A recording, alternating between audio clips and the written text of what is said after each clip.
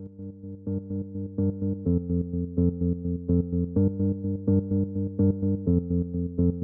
a dark room we fight, make up for our love. Bonjour.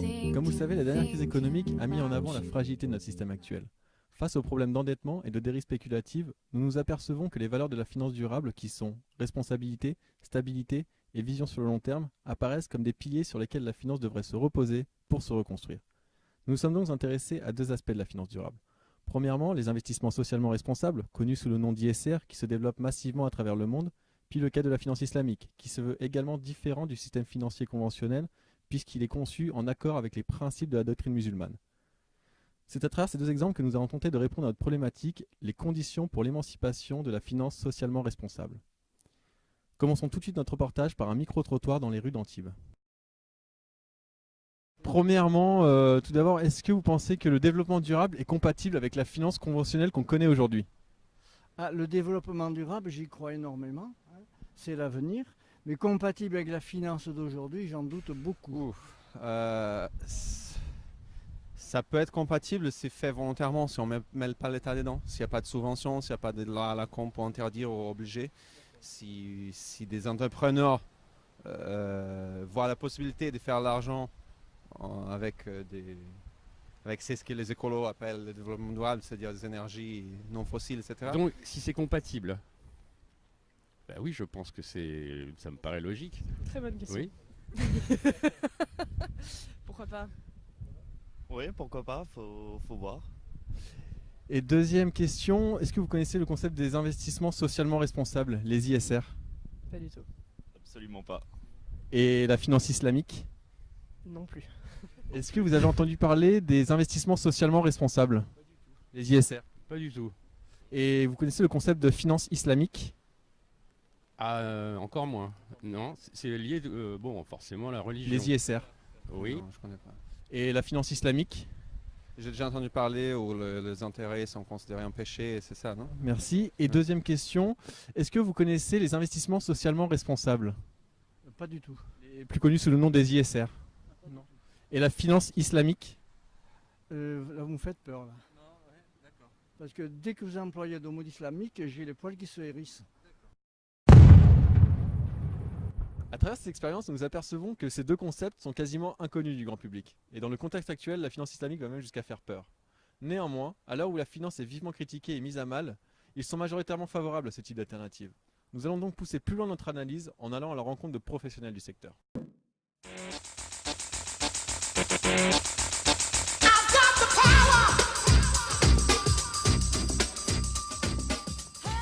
Que fait Etifinance ? Etifinance est une agence indépendante d'évaluation extra-financière spécialisée sur la thématique de la responsabilité sociétale des entreprises, RSE. Ils accompagnent notamment leurs clients dans le déploiement de leur stratégie ISR. Les investisseurs responsables. L'investissement socialement responsable est un investissement qui cherche à concilier la performance économique et financière avec l'impact social et environnemental. Et du coup, donc l'investissement socialement responsable, à qui concrètement s'adresse-t-il ? Qu'est-ce qui peut investir ? À tout le monde. Tout le monde ? À tout le monde, dans la mesure où, quand je dis tout le monde, c'est aussi bien à des investisseurs publics, mais aussi aux investisseurs privés. Donc maintenant, quelles sont selon vous les perspectives d'évolution des ISR ? Est-ce que vous voyez un petit peu dans le domaine si les gens ont plus attrait à l'ISR aujourd'hui qu'auparavant, avec la crise notamment ? D'abord, les grandes entreprises sont de plus en plus sensibles aux attentes des investisseurs responsables, ce qui, à mon sens, permet d'observer un mouvement très lent, mais malgré tout une progression positive en matière d'éthique et de développement durable. Ça, c'est l'aspect un peu non mesurable. Quelles sont les limites ? Les limites, c'est la capitalisation, à la limite, la capitalisation boursière mondiale, qui, si elle restait plafonnée à 10 000 milliards, c'est ça. Hein, D'accord. Pour résumer, l'ISR est un placement financier qui vise à concilier d'une part le développement durable et l'environnement, puis d'autre part la performance économique. L'ISR favorise donc une économie que l'on peut qualifier de responsable. Sans transition, direction l'Arabie Saoudite pour découvrir une autre finance responsable, la finance islamique.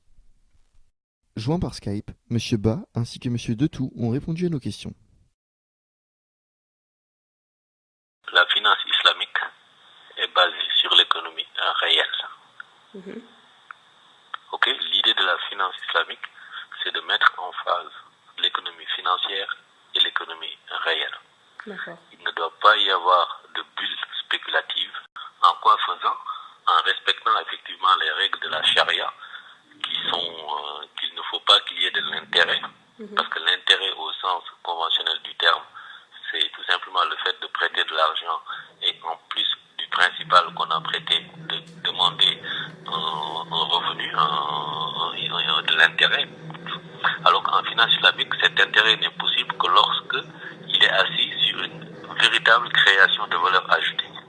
Pour résumer, la finance islamique, qui se base sur la charia, repose sur le principe d'investissement éthique et moral et de la suppression de l'intérêt.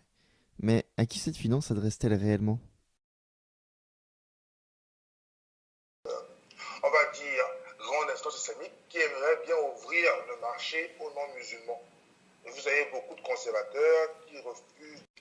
D'après le Coran, en fait, un musulman n'a pas le droit d'avoir un compte non charia si dans la proximité, en fait, il y a une banque islamique. La finance socialement responsable a donc un bel avenir devant elle. C'est une finance qui s'adresse à tous et qui repose essentiellement sur la volonté des investisseurs à améliorer le bien-être de chacun. Et pour conclure ce reportage, j'aimerais reprendre l'image de Christian Darnia, actuel CEO chez BNP Paribas Asset Management, qui comparait finalement l'investisseur socialement responsable au pianiste auquel on aurait demandé de jouer un morceau sans toucher à certaines touches du piano.